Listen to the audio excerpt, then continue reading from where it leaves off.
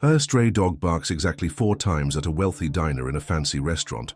Unusual, yet seemingly harmless, but when the millionaire finally grasps the reason behind those 4 barks, he's left utterly speechless. Roland Lancaster prided himself on being in control. At just 40 years old, he had built a business empire from scratch, transforming a modest startup into a multinational success story. Sophisticated, impeccably dressed, and never one to overlook details, Roland exuded an air of confidence few could match. Thus, when he arrived for a lavish dinner at the exclusive Laurelwood restaurant, he expected everything to be flawless: the meal, the service, even the ambiance. That evening, however, fate decided otherwise. Seated at a secluded table overlooking a manicured garden, Roland was halfway through a succulent steak when the scene took a startling turn. A stray dog, thin, scruffy, and clearly not in its prime, ambled through the restaurant's open patio doors, ignoring the shocked gasps and disapproving stares of the elite clientele.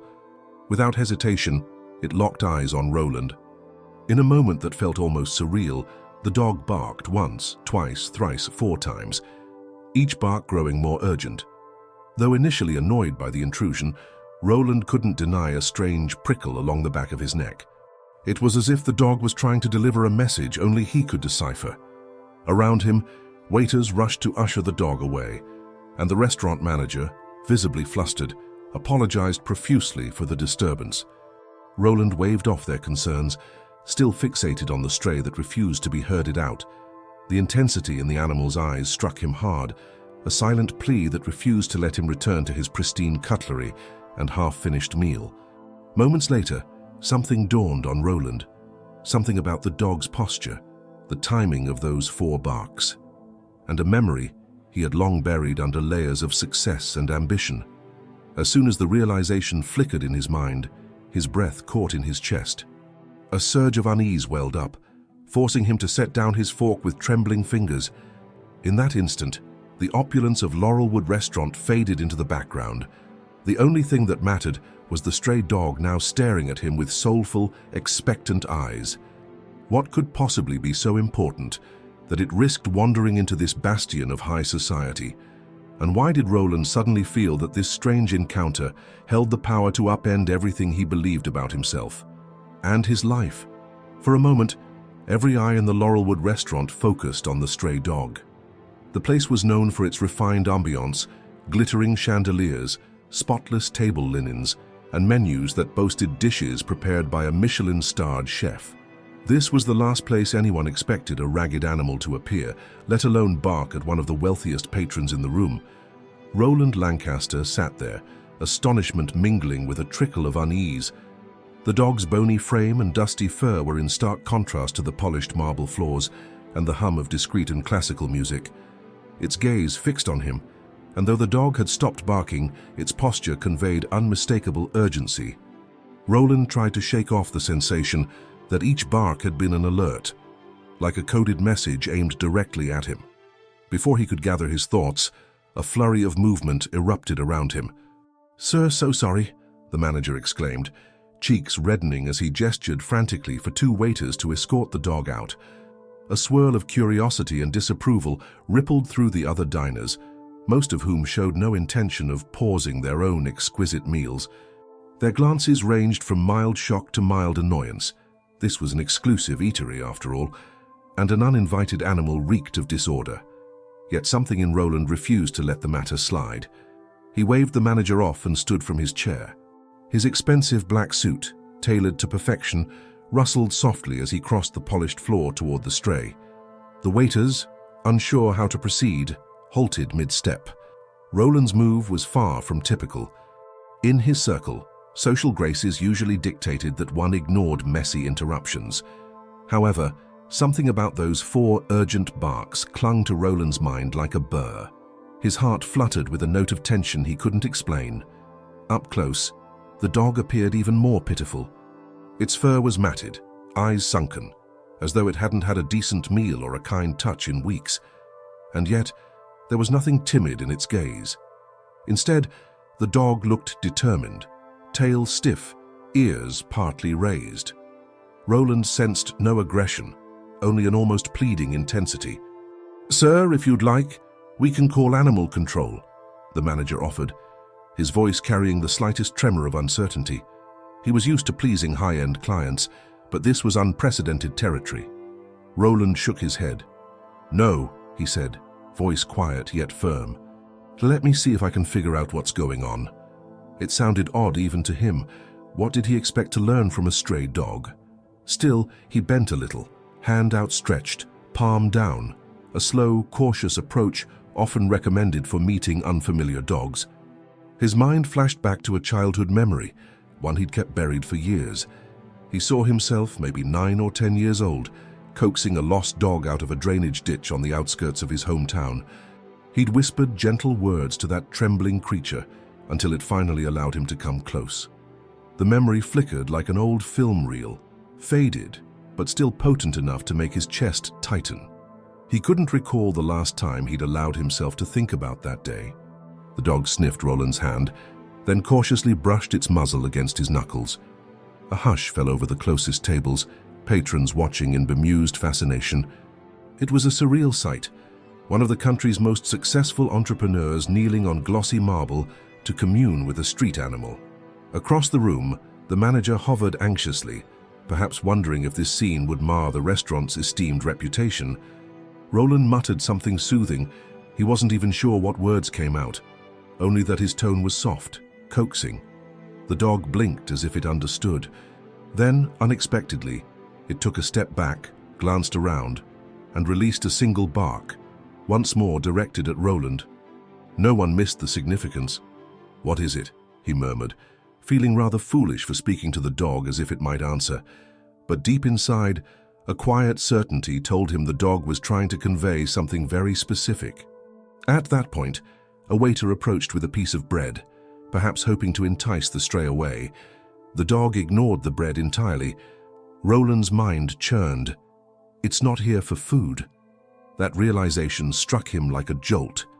Street dogs were usually desperate for any scraps they could get. Why else would it appear in a fancy restaurant, if not to scavenge? With his head tilted, Roland studied the animal more closely.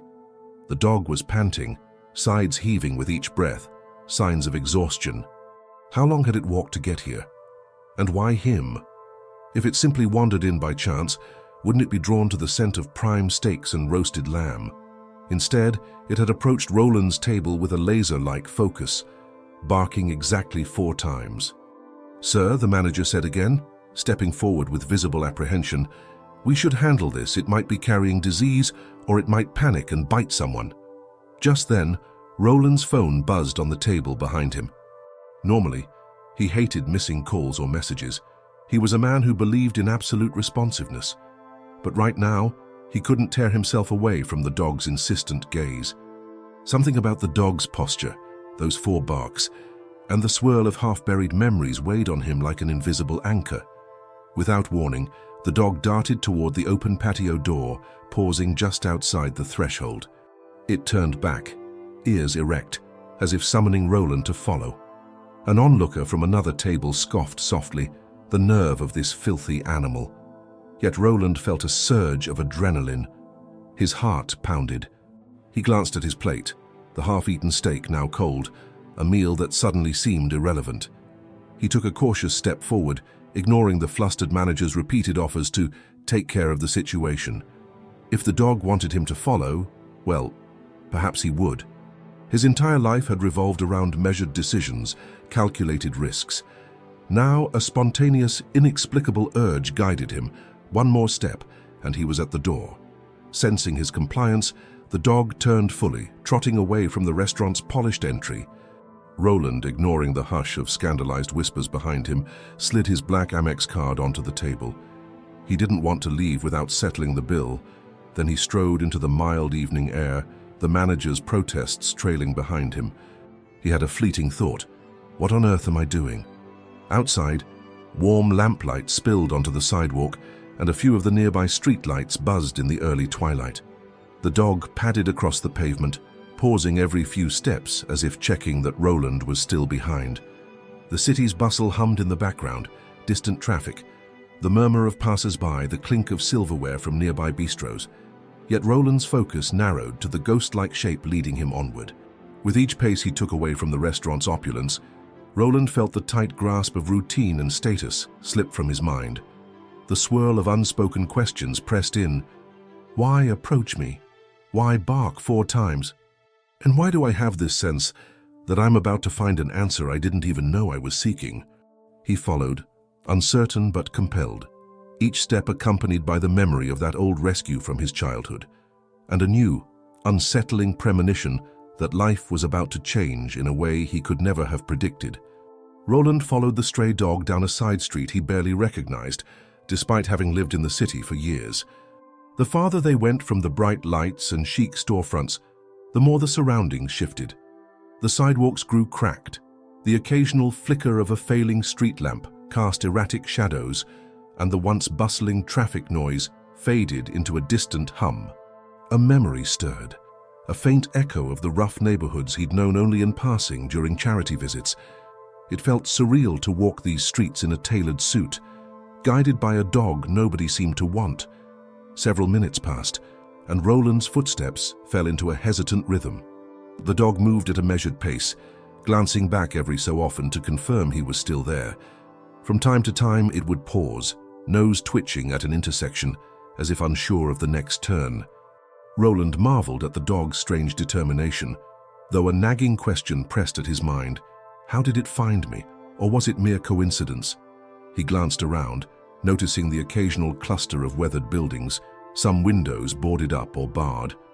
In the corners of his vision, he caught sight of a few homeless individuals wrapped in blankets, huddling under flickering neon signs to escape the chill. Roland felt a pang of discomfort. So many times, he'd driven by in his luxury car, glimpsing these realities as fleeting snapshots. Tonight, he walked among them. The difference was jarring. He'd stepped out of his bubble of wealth and into a raw, exposed world. The dog suddenly halted at the edge of a narrow alley. It was dimly lit by a single overhead lamp, and Roland's initial impression was that there wasn't much there. A dumpster, a makeshift cardboard shelter, scattered debris. But the dog let out a low whine and stepped forward, peering into a shadowed nook. Heart pounding faster than he cared to admit, Roland followed with careful steps, the faint crunch of gravel under his leather shoes. At first, he saw nothing. Then he noticed a shape slumped against the wall, partially hidden by a sagging piece of cardboard. The faint beam of a street lamp revealed a person, wrapped in an old coat, head bent forward. Roland's chest constricted. Could this be what the dog was trying to show me? A wave of uncertainty washed over him. He was a man of action in the boardroom, but here he felt strangely out of his element. He crouched, clearing his throat to speak. "Hello?" he called, voice hushed. The figure didn't move. Slowly, Roland inched closer. The dog padded around him, sniffing anxiously at the person's feet. Suddenly, the stranger stirred. An older man, perhaps in his 50s, gaunt features etched by hardship. He blinked blearily, confusion flitting across his face. "Who?" the man began, his voice raspy and weak. He coughed, pulling the coat tighter around his shoulders.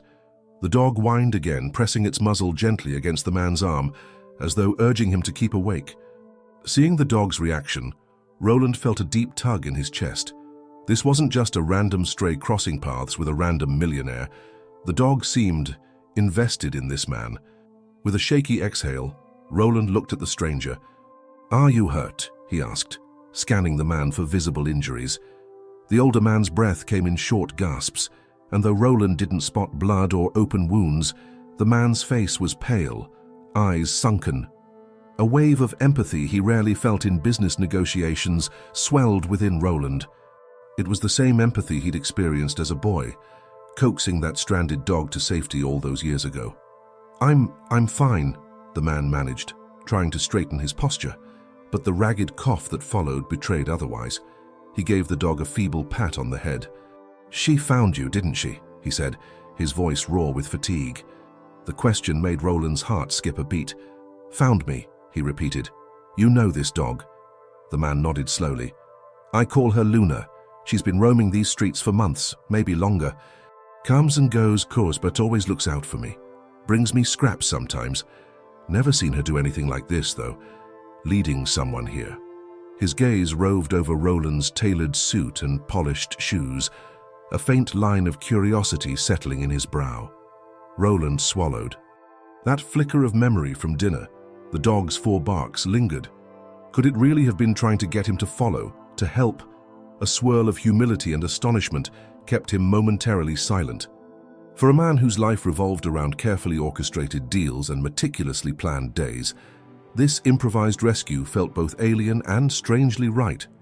He pulled out his phone, the screen casting a bluish glow on the alley walls. "You look like you could use medical attention," he said gently, ignoring the pang of apprehension that he was stepping into waters where he had no personal expertise.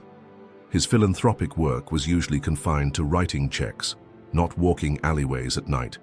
"I'll call for—" But the older man's hand shot up, trembling, to stop him. "No hospitals," he rasped. "I can't afford—" He broke off, voice cracking, frustration shining through his eyes. "They don't treat people like me well, not unless I can pay. I'll be back on the streets in no time." Roland's phone hovered mid-dial.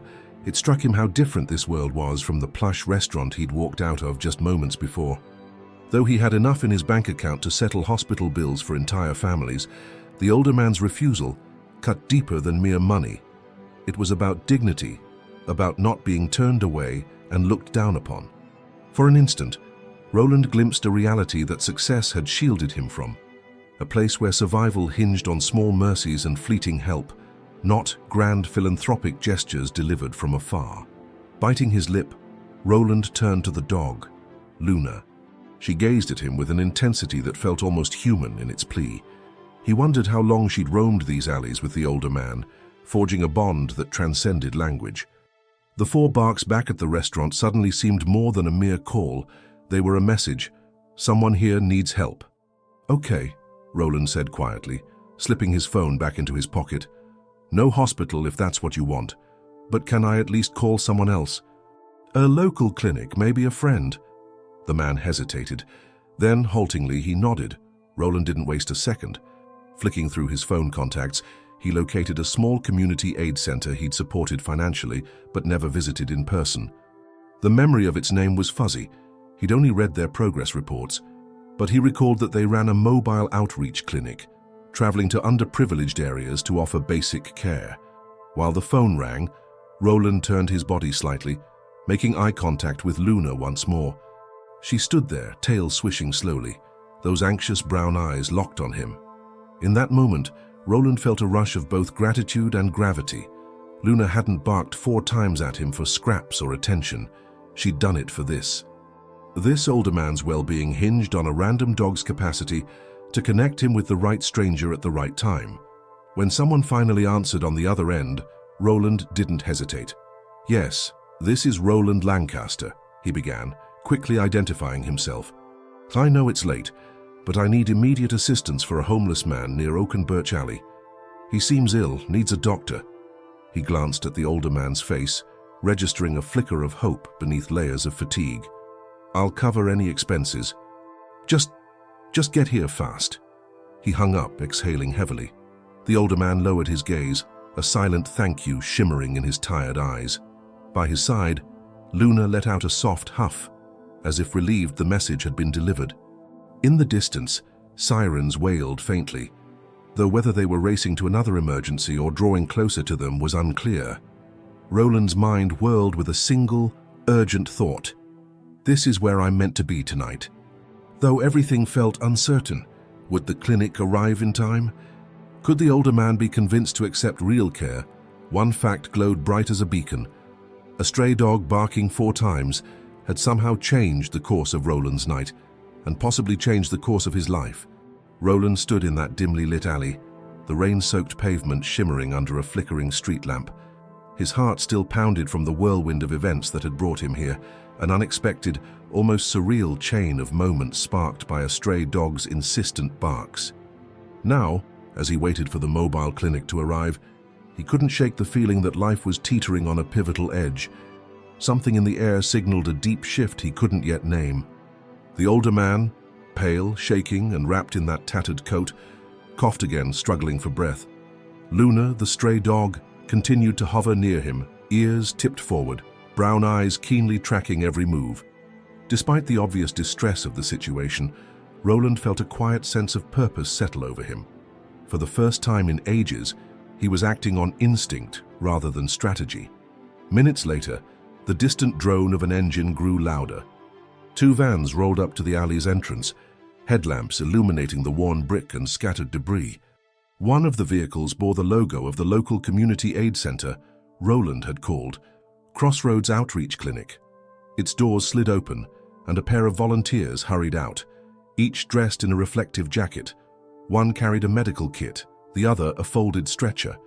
Roland exhaled, relief washing over him. He stepped aside as the volunteers approached. "He's right here," he said, pointing to the older man, who had managed to pull himself upright against the wall, though he still looked unsteady. The volunteers wasted no time. They set down the stretcher, checked his pulse, and asked him a series of gentle but direct questions about his health. Luna watched. Her ears perked as if verifying that these strangers meant no harm. Amid this flurry of movement, Roland noticed a second figure stepping from the outreach van, a woman with silver-streaked hair and a calm, discerning gaze. She was dressed in practical clothing, her posture confident. Catching sight of Roland, she did a quick double-take. For an instant, her eyes narrowed as though she recognized him. Then she broke into a slight, welcoming smile. "You're Mr. Lancaster, correct?" she said, voice quiet but sure. "We've exchanged emails before about donations and expansions for our mobile clinic." Roland nodded. He vaguely recalled the name on her name tag, Diana McKee, someone he'd corresponded with through an assistant. "Yes, I've donated to your organization. I'm glad you could come so quickly." "You've done more than donate," she replied, glancing at the older man slumped on the stretcher. "You called us personally, which is rare." "I appreciate that." There was a momentary twinkle in her eyes, as though she found it extraordinary to see a high-profile benefactor personally involved in one of these late-night calls. Before Roland could respond, a muffled sound drew their attention. The older man was speaking in hushed tones to the volunteer examining him. Roland caught fragments, something about not wanting to be a burden, followed by an apology. A wave of empathy clutched Roland's chest. Here was a man who'd been left to endure the streets alone, uncertain whether kindness even existed for him anymore. Diana motioned for Roland to follow her aside, letting the volunteers do their work. Once they stood a few feet away by the van, she lowered her voice. "We see cases like his all the time, respiratory problems, possibly pneumonia. Might even be complications from an untreated infection. We'll stabilize him, then bring him to our shelter or a partner facility for extended care." Roland nodded, relieved. "That's good. But he didn't want a hospital." "I know," Diana said, exhaling. "Unfortunately, it's common. There's fear. Fear of the bills, fear of being kicked out, fear of judgment. Sometimes even fear of the hospital environment itself." As the conversation dipped into a tense silence, Roland felt Luna brush against his calf. The dog then wandered over to the older man's stretcher, placing her paws on the edge. One volunteer gave a startled laugh. "Seems like she doesn't want to leave his side," they remarked. The older man managed a faint smile in response, something like relief crossing his tired eyes. At that instant, a thought took shape in Roland's mind. This wasn't just a random rescue. Luna's insistence, her leading him here, the older man's precarious condition, everything pointed to a thread of deeper meaning. He glanced at Diana, who studied him with a thoughtful expression. "Mr. Lancaster," she ventured, "I don't know if you recall us, but you once responded to a particular story we featured in our newsletter, the story of a man who'd lost everything due to a legal fiasco. You asked for more details, expressing interest in possibly meeting him, but then the conversation fizzled out." Confused, Roland frowned. "I'm not sure I remember. My assistant handles most of my philanthropic communications." "It might be him," Diana suggested gently, nodding toward the older man. "Though I'm not entirely certain. We never had an exact location for him. He drifted in and out of our care, never staying in one place for long, but there's a chance you two crossed paths once before." A stir of surprise fluttered through Roland, followed by a spike of curiosity. Why do you say that? Diana hesitated, as though deciding how much to reveal. He used to talk about a business deal gone wrong.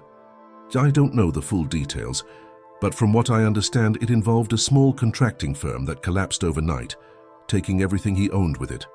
He occasionally mentioned the name Lancaster, said it was tied to the deal or to someone with influence. Roland's mind reeled. Lancaster had one of his early business ventures inadvertently caused another firm to collapse. In the high-stakes world of corporate takeovers and tight negotiations, casualties weren't unheard of, but to think that a single transaction or contract might have contributed to this man's life unraveling, a sense of disquiet settled in Roland's gut. He'd prided himself on building an empire ethically, but big deals had many moving parts, and he hadn't always scrutinized every outcome. Before he could formulate a reply, Luna gave a soft bark, just once this time. Roland peered down at her, struck by the uncanny feeling that the dog was bridging a gap he never knew existed. Could it be that she's not just saving him? Maybe she's saving me from my own ignorance. Diana read the conflict on Roland's face. I'm not accusing you of anything, she clarified gently. It might be a coincidence he hasn't offered many specifics, and memory can blur when life is this hard. But if it's true, if there's any chance your business dealings affected his life, you might want to talk to him once he's stable enough. At that, the volunteers began lifting the stretcher into the back of the van, all the while comforting the older man with promises that they'd check him thoroughly and keep him warm. Luna sprang into the vehicle right alongside him, ignoring the volunteers' mild protests. They could hardly refuse her when the man's hand seemed to clutch her fur like a lifeline. Roland's pulse thundered as he watched. First a dog barks 4 times at me in a restaurant, and now I might be face to face with someone whose downfall connects to my own rise. The possibility hammered at his conscience. He recalled how in his early days, he'd relentlessly pursued deals, sometimes celebrating a competitor's loss as his firm's gain. He told himself it was just business, but business had consequences, human consequences, which he'd managed to keep at arm's length. Steeling himself, Roland turned to Diana. I'll follow the van. I need to see him again once he's stable, he said, voice firm. Something burned in his chest. Remorse, resolve, perhaps both. And I'll cover any expenses. Please, do whatever it takes. Diana nodded, her relief evident. We're heading to a small shelter with basic medical facilities. We'll do an initial check, then see if we need to transfer him. Our team's good, though. He'll have the best possible chance. As the volunteers prepared to drive off, Roland climbed into his own car. He'd called for a ride from a driver earlier, giving the restaurant's address. The car now sat idling near the alleyway, headlights casting long beams through the drizzling rain. The fatherly driver, wide-eyed at the scene, said nothing, quickly opening the back door for Roland. Once seated, Roland relayed the directions to the shelter. Staring out the window, he tried to steady his breath. The city lights blurred in the rain, and he couldn't help feeling as though the world had shifted beneath his feet. A lifetime of success and comfort hadn't prepared him for a dog's urgent summons, an older man's quiet despair, or a creeping suspicion that his own fortune might have a tangled link to someone else's ruin. He tapped the seat, anxious to be on his way, and sent a silent prayer. Please, let that man survive. Let me find the truth in all this. Luna's image flickered in his mind, her watchful eyes, the bark that had pulled him from his posh dinner and into a test of empathy he never saw coming. Whatever awaited him at that shelter, Roland knew his journey had just taken a startling turn, unraveling a secret that could upend everything he thought he knew about himself, and perhaps allow him to make amends. The rumble of the van's engine resonated in Roland's ears as it pulled away from the alley. He watched its taillights blur against the drizzle-soaked streets, carrying the older man and Luna toward the small shelter on the city's outskirts. Then, with a quick nod to his driver, Roland slid into the back seat of his luxury car and directed him to follow. Outside, streetlights cast wavering halos on the wet pavement, and the late hour lent the skyline a lonely glow. Tapping his foot restlessly, Roland tried to quell the surge of emotions roiling inside him. Memories of boardrooms and triumphant deals clashed with the raw image of that frail stranger lying in the alley, coughing under a water-stained cardboard shelter. An uncharacteristic guilt gnawed at him. Could I have played a role in this man's downward spiral? He rubbed at his temple, recalling how, in his early years, he'd earned a reputation for snapping up smaller companies before they collapsed.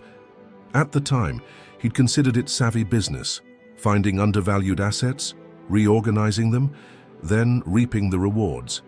The personal fallout for those who lost out was usually an afterthought. It's just the free market, he'd tell himself. Survival of the fittest. But now that rationale felt hollow. If the man in the van truly had ties to one of Roland's acquisitions, the human cost was suddenly impossible to ignore. As they drove, the cityscape thinned out into quieter neighborhoods. Street after street gave way to modest homes, many with boarded windows or peeling paint. Every so often, Roland spied a convenience store or a late-night diner with a lone, flickering neon sign. Despite the tinted windows of his car, he felt oddly exposed, like the illusions of his sheltered life were being stripped away one block at a time. His phone buzzed, jolting him from his thoughts. The screen displayed a message from Laurelwood Restaurant's manager, apologizing once more for the unfortunate disturbance and assuring Roland that his table was still available anytime he wished. Roland sighed, typing a quick reply that he wouldn't be returning tonight. The mere idea of stepping back into that plush dining room felt jarring. There were more pressing matters at hand. Shortly, the small shelter came into view. A squat, one-story structure with a faded sign reading Crossroads Outreach Center. The shelter's lights glowed through curtained windows, and a single security lamp illuminated a patch of asphalt that served as a parking lot. Roland's driver pulled in behind the outreach van, which had just parked near a side entrance. Volunteers were already assisting the older man inside, Luna loyally padding alongside on quiet paws. With a deep breath, Roland exited his car. The night air clung to his suit, damp and cool, as he hurried across the pavement. Inside, the shelter was a flurry of low voices and hurried footsteps. A small reception area led to makeshift medical rooms, with partitions dividing sections for privacy. He spotted Diana McKee issuing directions to her team, who wheeled the stretcher toward one of these makeshift exam areas. "Mr. Lancaster," Diana called softly, motioning him over. Her brow creased in concern, but her voice held a note of encouragement. "He's stable for now, but we need to evaluate him properly. We'll need about an hour to run basic tests. Nothing fancy, just enough to see how urgent his condition is." Behind her, Luna had already positioned herself near the stretcher's edge, the dog's head low, ears pricked. Roland couldn't help but marvel at her unwavering dedication. She refused to let the older man out of sight, as if personally ensuring he received proper care. "I'll wait here," Roland replied, forcing calm into his voice despite the anxious flutter in his chest. "I'd like to speak to him when he's comfortable enough." A swirl of conflicting thoughts peppered his mind. What if he recognizes me? Will that help or harm him? He wasn't entirely sure which outcome he preferred. Diana inclined her head, then led him to a corner furnished with a few worn chairs, a second-hand couch, and a coffee station offering lukewarm beverages. A single overhead light buzzed faintly. Around them, the shelter's subdued atmosphere carried stories of hardship. Soft murmurs in hallways, the shuffle of tired feet, the occasional clink of medical supplies. Settling onto the threadbare couch, Roland noticed how alien it felt to wait idly. With no specific meeting agenda or business strategy, the quiet gave him too much room to think. He found himself recalling various signatures he'd penned over the years. Deals closed, contracts finalized, each one accompanied by a press release touting growth or synergy. Never once did he dwell on those who might be losing livelihoods or forced into personal ruin.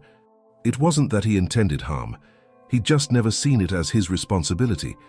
Yet the guilt weighed heavier now. If this man is someone I inadvertently pushed toward bankruptcy, is a simple apology enough? He ran a hand over his face. "How did I let myself get so detached?" he whispered under his breath. His younger self, the boy who once coaxed a trembling dog from a drainage ditch, would have been appalled. Back then, kindness was instinctive. Success and ambition hadn't yet taught him to see life's losers and winners in such stark terms. A rustling sound drew his attention. Luna padded into the lounge, eyeing him uncertainly. She let out a low, inquisitive whine, as though checking up on him. On impulse, Roland extended a hand, palm up. The dog approached, sniffing cautiously, before pressing her muzzle against his fingers. A warmth bloomed in Roland's chest, the sense that, in a short span of time, Luna had guided him through a new threshold in his life, bridging worlds he used to view from a distance. "Mr. Lancaster," a voice spoke from the hallway. A young volunteer, her hair pulled into a loose ponytail, stepped forward. "The man you brought in, he's conscious and stable enough to talk if you'd like to see him. We can't promise he'll be fully coherent, but he asked about you." Roland's stomach knotted. Still, he stood. "Yes, please, lead the way." In a modest exam area separated from the rest of the facility by a curtain, the older man lay on a narrow cot, an IV drip in his arm. He'd been given a fresh blanket and a quick sponge bath, judging by the damp towels in a corner. Luna beat Roland to his side, carefully settling near the man's legs. The old coat was folded on a nearby chair. Approaching quietly, Roland noticed the man's eyes flutter open. Their gazes locked. For a second, neither spoke. Then the older man's mouth twitched in recognition, though his features remained clouded by pain and exhaustion. "You followed Luna," he murmured, voice raspy. "Thank you." Roland forced a reassuring smile, though his heart hammered. "No, I'm the one who should thank you for letting me help. My name is Roland. I just want to see you get well." Something flickered in the man's eyes, hesitation, maybe a flicker of wariness. "Roland," he repeated, as though testing the syllables. He coughed lightly. "Been a long time since, well, never mind. My name's Clarence." "Clarence?" Roland nodded. The name didn't spark immediate memories, but it carried a weight that felt significant. He gingerly took a seat on a small folding chair by the cot. "Look, Diana mentioned you might have had a contracting business once. Something about a deal that went wrong." Clarence's expression tightened, his brow creasing. "Yes," he managed, voice catching. "A few years back. My firm, we specialized in housing renovations. We had a contract with a big corporate group. Then funds vanished, payments got delayed, I lost everything. Ended up on the street." Roland inhaled sharply, feeling the invisible vice of tension clamp around his chest. He waited, letting Clarence speak at his own pace. The man's gaze drifted to Luna, who rested her chin on the cot, tail wagging softly. The dog's presence seemed to soothe him, emboldening him to continue. "I always blamed someone named Lancaster. Didn't know if that was the main boss or just the brand. I tried to contact them, never got an answer. My lawyer said it was a lost cause. The big guys always had a bigger legal team. I gave up." A shadow of bitterness flickered across his face, but it soon gave way to defeat. Roland swallowed the knot in his throat. "It might have been my company," he realized grimly. Perhaps it was during the period when they absorbed smaller firms, shifting budgets, and cutting any contractors who no longer fit the streamlined vision. A profitable move on paper, no doubt. Now confronted with Clarence's unvarnished story, Roland's chest felt hollow. He'd heard figures on a spreadsheet, read short memos about contract terminations, but never attached faces to them. "Clarence?" he began softly, searching for words that wouldn't ring hollow or condescending. "I'm sorry you went through that. I never meant for anyone to end up here." Clarence's eyes hardened briefly. Then he sighed, sinking deeper into the cot. "Maybe it wasn't you directly. Doesn't matter. It's just how the system works, right?" His tone lilted with quiet resignation, as though this betrayal by the system was an old wound, not easily healed with a few kind words. For a long moment, no one spoke. The hush was punctuated only by the faint beep of medical monitors. Roland felt an almost desperate need to fix this, but he had no ready solution. He couldn't wave a wand and restore Clarence's lost years. All he had was his wealth and a guilt-laced desire to make amends. Gently, he placed a hand near Clarence's on the blanket. "You're not alone anymore," Roland said. "We're going to get you proper care, a safe place to stay. And if it turns out my company did have a hand in your situation, I'll do whatever it takes to set things right." Clarence studied him for a moment, eyes searching.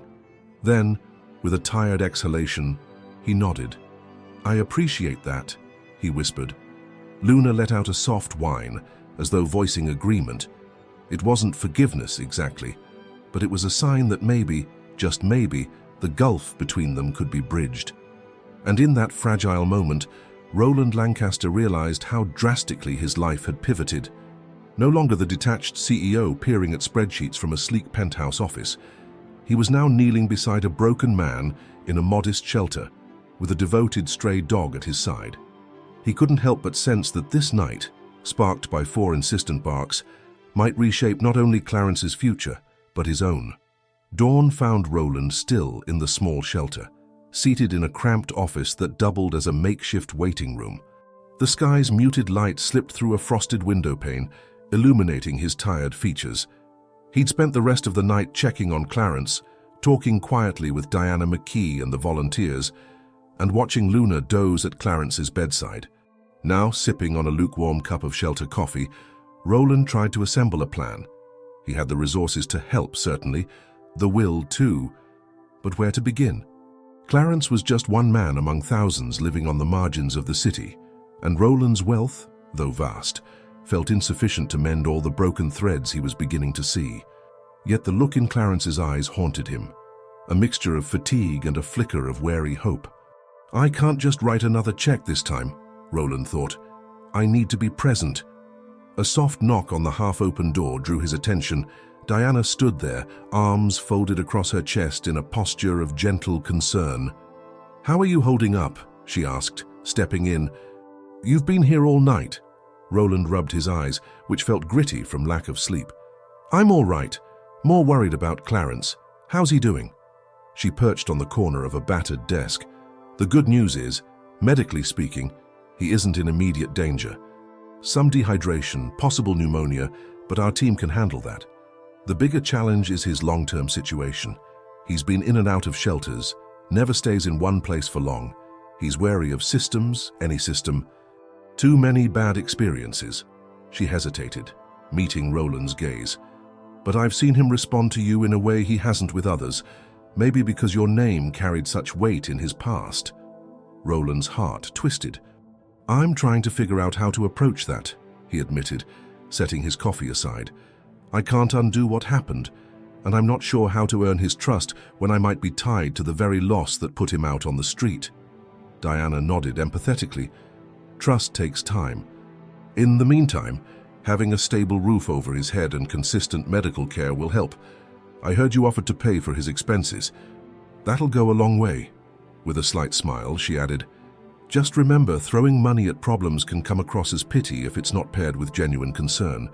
But I think your concern is genuine." Roland considered her words. He'd always viewed himself as results-driven, but perhaps, and for Clarence, sincerity mattered more than any sum. "This is personal now," he reminded himself, "not a corporate spreadsheet." He exhaled slowly. "Let's set up something more permanent for him. A rehab process. Maybe transitional housing if he's open to it, and therapy if he's willing." Diana's eyes lit up. "We have connections with an extended stay facility, small apartments for people transitioning out of homelessness. They accept sponsorships. It's not luxurious, but it's safe. He'd have a place to call his own while he recovers." "Perfect," Roland said, though a new concern sprang to mind. "But will Clarence even accept it? He seems proud, afraid of being under anyone's thumb." "That's where you come in," Diana replied gently. "If you can find a way to talk to him, reassure him that you're not just going to vanish when the check clears. It might make the difference. He trusts Luna, and Luna clearly trusts you, or she wouldn't have dragged you here in the first place." She paused meaningfully. "Think of her as your silent ally." Roland pictured the stray dog, her soulful eyes and quiet persistence. "She barked 4 times to get my attention, and it worked." A rueful smile touched his lips. "All right," he agreed. "I'll try." Before they could continue, a soft commotion arose in the hallway. One of the volunteers, looking flustered, rushed to the office door. "Diana, Mr. Lancaster," she said breathlessly. "There's a woman here. She insists on seeing Clarence. Says she's a relative, but he never mentioned any family." Diana arched an eyebrow. "He always said he was alone. Are we sure she's who she claims to be?" The volunteer shook her head, fiddling anxiously with the zipper of her hoodie. "I'm not sure. She doesn't look dangerous, just intense." A flicker of alarm passed through Roland. Could this be someone from Clarence's old life? Or worse, someone with a grudge? "Let's talk to her," he said, standing up and straightening his rumpled blazer. The weight of a sleepless night bore down on him, but curiosity propelled him forward. They followed the volunteer to a small reception area near the shelter's entrance.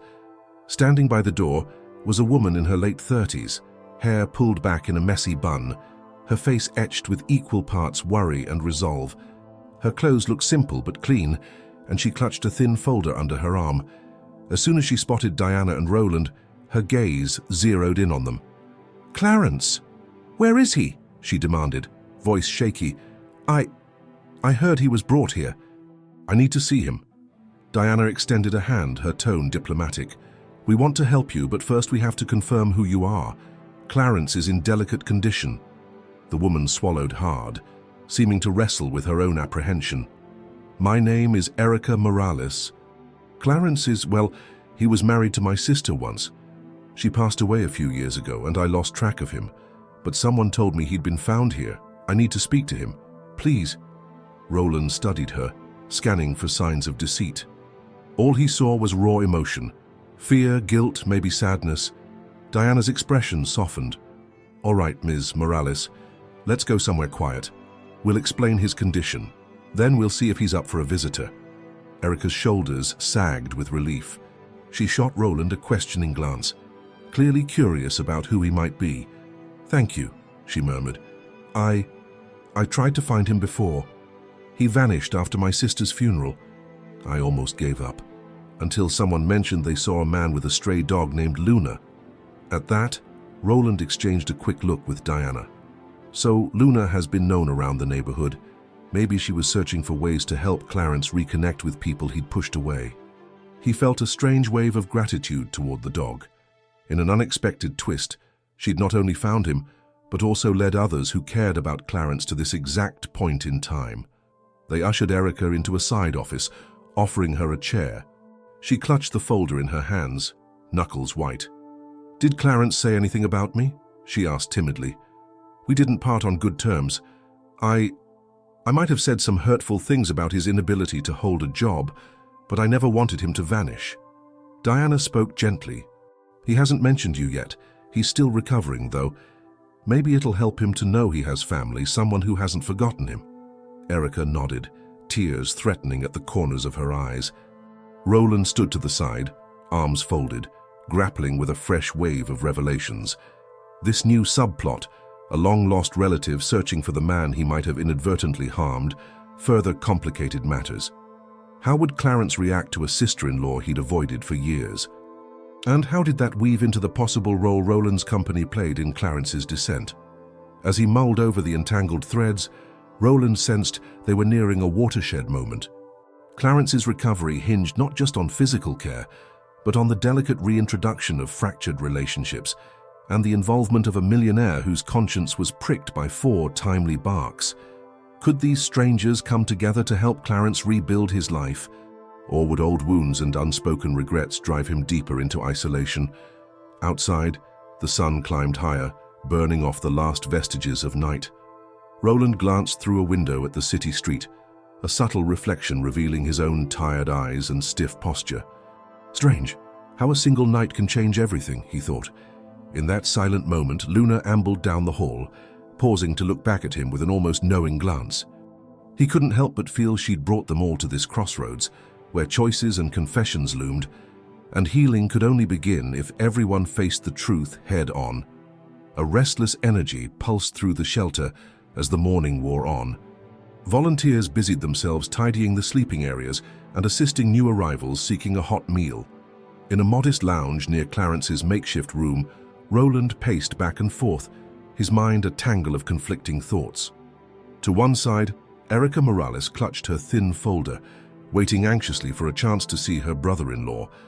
On the other side, Diana offered calm words of encouragement, while Luna, the devoted stray dog, sat watchfully between them all, an unspoken reminder of what had drawn them here. Roland paused beside a window that overlooked the shelter's modest parking lot. His luxury sedan sat incongruously among several battered cars and a van sporting the Outreach Center's logo. He could scarcely believe that less than 12 hours ago, he'd been dining in opulence, irritated by a stray dog's interruption. Now, the dog's improbable guidance had brought him face to face with uncomfortable truths.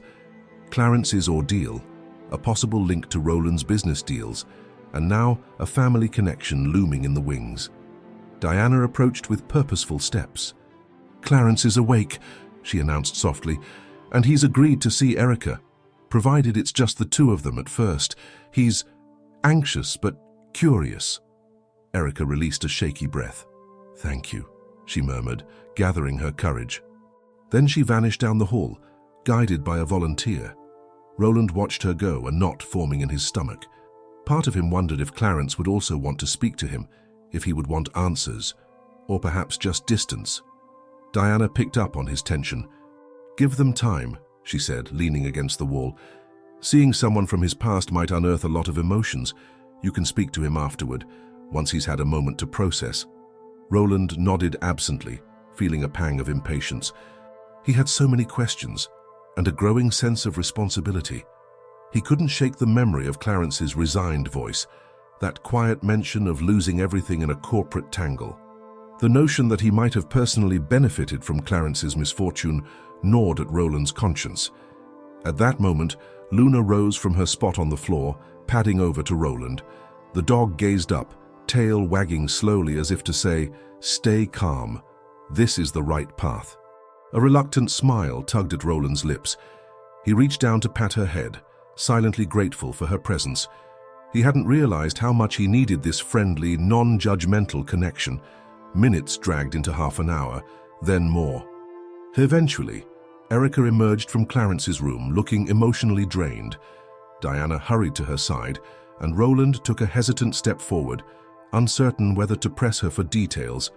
Erica cradled the folder protectively against her chest. Tears threatened at the corners of her eyes. "How did it go?" Diana asked gently. Erica exhaled, wiping at her cheek. Well, it was overwhelming. We talked about my sister, how she always cared for him even after the marriage ended. He blames himself for disappearing, said he didn't want to be a burden, but we barely scratched the surface." Her gaze flicked to Roland. "He mentioned you." A cold ripple spread through Roland's gut. "Did he say he wants to talk?" Erica paused, searching his face. "Yes. He's conflicted. He doesn't know how to feel about you. I don't fully understand it, but he said something about Lancaster being the name he associated with his downfall. Yet, he sees you've helped him." She hesitated, then extended the folder toward Roland. "He asked me to show you these." With unsteady hands, Roland accepted the folder. Inside were copies of old documents, contracts, emails, spreadsheets. Though faded and stained by time, he recognized corporate logos and references to a Lancaster subsidiary. A pit formed in his stomach as he skimmed through. It listed a series of payments promised for a renovation project, payments that never arrived because the project was abruptly terminated. Attached notes hinted at legal tangles, short deadlines, and zero accommodations for Clarence's small contracting firm. Closing the folder, Roland let out a shaky breath. "I didn't realize," he whispered. He'd known his company had sometimes cut corners or cancelled deals in the interest of efficiency, but seeing the direct impact, someone losing a contract, then descending into homelessness, made it all disturbingly tangible. "I'm so sorry." Erica watched him carefully. Clarence isn't the only one who got hurt in that project, but he was definitely the worst off. He lost his workshop, his savings, and eventually his home. Her voice wavered. "He tried to hold on for my sister's sake, but after she passed, he just lost hope."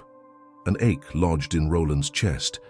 He remembered the big picture, an ambitious expansion that had floundered, followed by a swift reorganization and budget cuts to salvage the bottom line.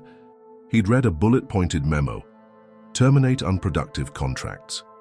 It was just business, he had thought back then. Now, just business felt like a callous phrase. Taking a step back, Diana assessed them both. "Listen, I'm no legal expert, but it's clear Clarence deserves more than an apology. Still, be cautious, she advised Roland.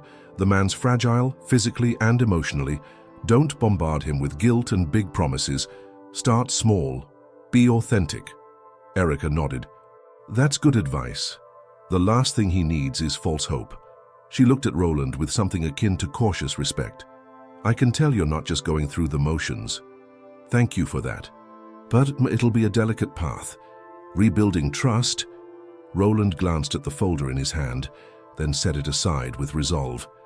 I don't want to just throw money at him and vanish, he said quietly. I did that too many times with other charities. I want to help him stand on his own feet, and not just him. Maybe I can use my resources differently going forward. Diana offered a warm smile. If you're serious, we can introduce you to some of our community partners. There's never a shortage of places to invest in genuine solutions. Suddenly, Luna's ears pricked up. She rose, tail wagging, as though sensing a shift in the air. A moment later, a volunteer poked her head around the corner. Mr. Lancaster, Clarence is asking if he can see you now, just you. He's a bit tired, but he wants to talk.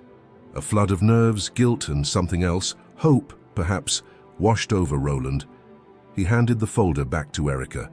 Thank you, he murmured before following the volunteer toward Clarence's room. Luna padding faithfully at his heels. Diana gave him a supportive nod, and Erica stood aside, letting him pass with a guarded but encouraging look. Stepping inside the quiet space, Roland found Clarence propped against thin pillows, his face lined with exhaustion, but his eyes alert. An IV bag dripped slowly by his bedside, and Luna hopped onto a nearby chair, watchful and protective. Clarence nodded, motioning Roland closer. In the hush that followed, Roland's mind spun with how to begin. What do I say? How do I possibly atone for what my corporation did, intentionally or not? He opened his mouth to speak, but Clarence beat him to it. So, the older man rasped, that night in the alley, Luna brought you straight to me, didn't she? Roland managed a stiff nod. She barked 4 times, wouldn't leave me alone until I followed, he admitted softly. I had no idea it would lead me here to you. Clarence breathed out a fragile laugh that turned into a mild cough. Figured as much. That dog's smarter than any of us. She saved my life more than once, but I never expected she'd bring me, well, you. For a moment, his gaze flicked to the folder that Roland no longer carried. You really had no clue about me, or the contract. Roland pressed his lips together. I'm sorry, Clarence. I might have approved a memo or signed off on cuts, but I never saw individual names, only numbers and data. I should have known better. A heavy pause. Clarence's eyes glistened with something akin to sadness or relief, perhaps both. I used to hate you, he confessed, voice cracking. But seeing you here, caring even a little, maybe I was wrong about everything. Another soft laugh, more weary than amused. At least partially. Roland swallowed, feeling the gravity of that statement. I don't expect you to forgive me or my company overnight, he said, but I promise you this, I'm going to do more than say sorry. I want to help you get back on your feet, for real. And if there are others I've hurt without realizing, I'll try to make it right for them too. A single tear slid down Clarence's cheek, though he tried to brush it away with the back of his hand. Let's just start with one step, he said in a near whisper. One step at a time, okay? One step at a time, Roland echoed, voice resolute. Luna wagged her tail in quiet affirmation, as though sealing the moment of understanding. And so they began. 2 men whose paths were never meant to cross again, finding themselves in a small makeshift clinic, brought together by a dog's persistent bark and a chain of events that opened both their hearts to the possibility of redemption. The hushed stillness of Clarence's small room at the shelter was soon replaced by an undercurrent of turmoil beyond its 4 walls. While Roland continued his heartfelt conversation with Clarence, tentatively discussing ways to secure stable housing and a means for him to regain his independence, a different kind of tension brewed back in the shelter's corridors. A cluster of volunteers gathered around Diana McKee in low, urgent conversation. Despite her calm facade, Diana's posture was taut, shoulders tense as she listened to the latest news. One volunteer, a wiry man named Grant, held a phone with a cracked screen flipping through a series of messages that caused worry lines to furrow his brow. Apparently, some local news outlets got wind of this story, Grant explained quietly, scanning the texts. They're saying a high-profile millionaire spent the night at a homeless shelter and that there's a scandalous secret behind it. Diana arched an eyebrow. Scandalous secret? Great. That's all we need. Headline chasers turning something truly human and personal into sensational gossip. Grant shook his head. They're hinting that Roland Lancaster might be compensating for unethical business deals, like he's here to hush up a potential lawsuit. Some talk show pundits are stirring it up on social media, claiming Clarence could suicide us or that Roland's trying to buy his silence. Diana's jaw tightened. She knew the real story was far more nuanced. If the media swarmed the shelter, they'd disrupt the fragile trust and calm Clarence needed and thrust Roland into a spotlight he hadn't asked for. We'll have to prepare, she said, keep the shelter's doors secure and politely turn away journalists if they come knocking. The last thing Clarence needs right now is cameras in his face. Elsewhere, in a cramped staff lounge, Erica Morales hovered by a vending machine. Her phone buzzed relentlessly, each notification a jarring reminder that their privacy was on the line. She glanced around, shoulders hunched. What if Clarence sees these headlines? She wanted to protect him from more stress, but the situation was spiraling faster than she could control. Stepping into the hallway, she nearly collided with Roland, who was on his way from Clarence's room to fetch fresh water. He noticed her tense expression and paused. "Erica, everything okay?" he asked, concern evident in his tone. Erica grimaced, gripping her phone. "Not really. The media's onto this. Some net gossip says you're here to silence Clarence." Roland's eyes darkened with worry. "Silence him? That's absurd. I'm trying to help." He let out a shaky breath. For all his corporate savvy, Roland had minimal experience dealing with scandalous tabloid rumors.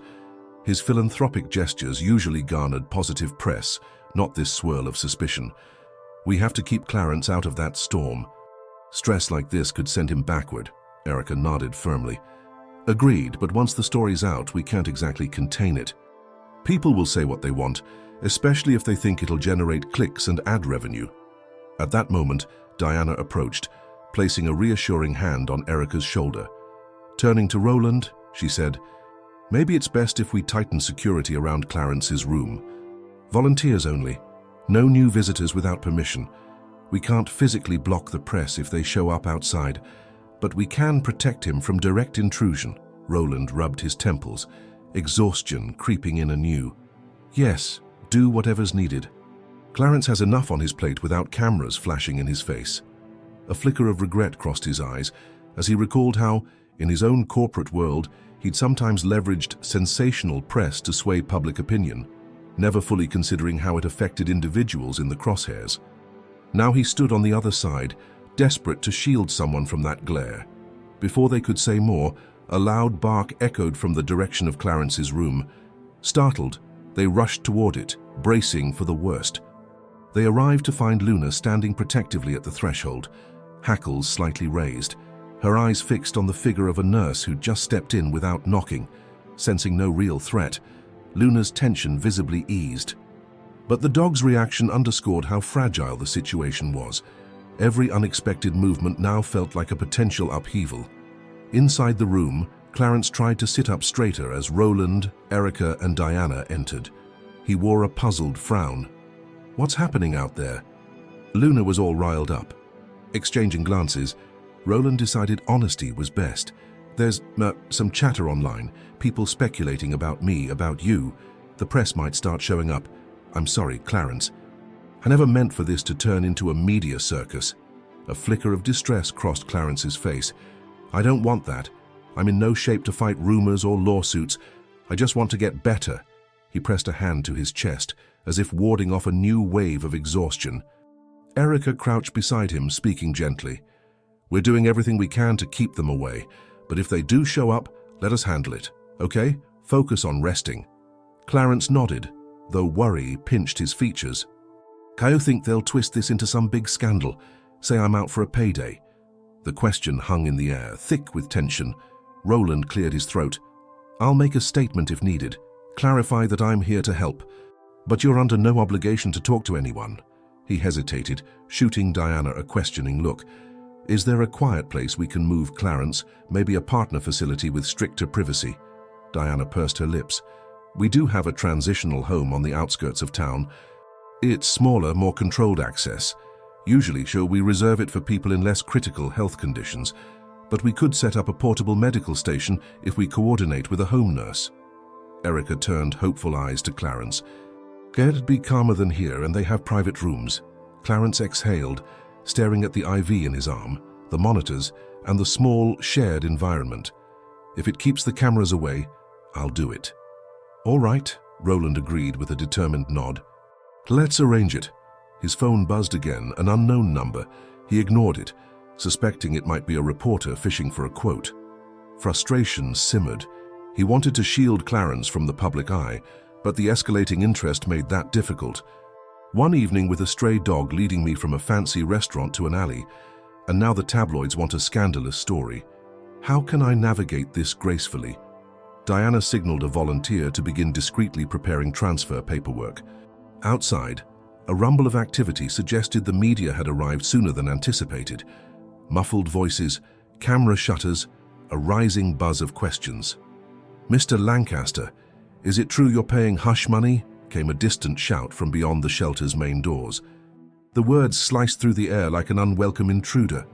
Clarence flinched, tightening his grip on the blanket. He cast a pleading look at Roland. The older man was strong in some ways. He had survived the streets, after all. But dealing with intrusive reporters was a new form of stress.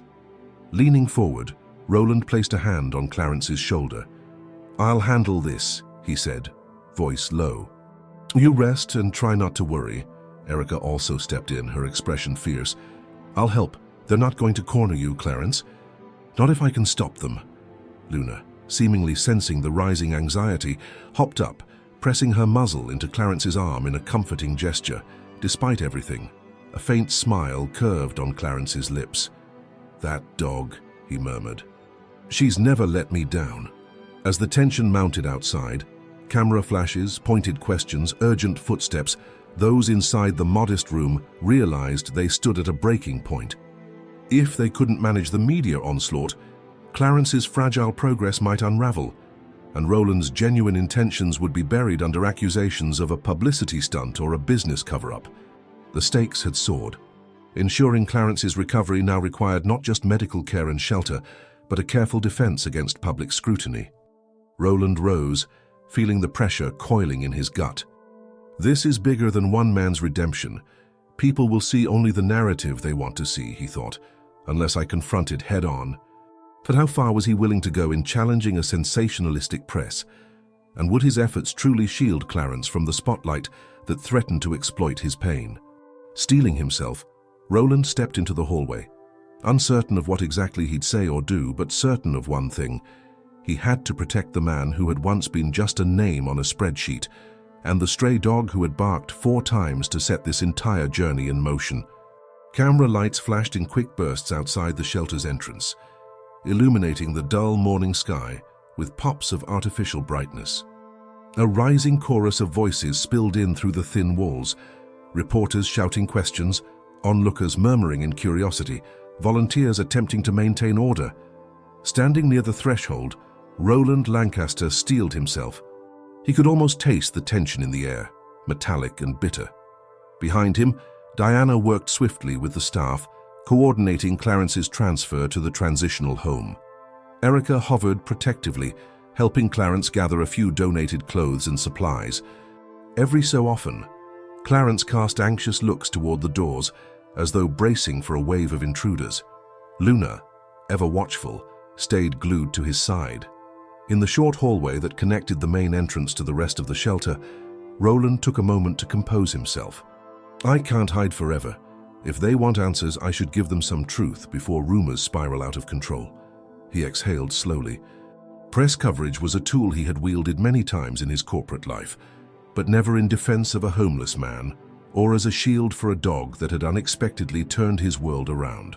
The front doors pushed open with a creak, revealing a small knot of reporters, cameras raised. A security guard stationed there tried to hold them back, But the throng pressed in, determined to capture an exclusive.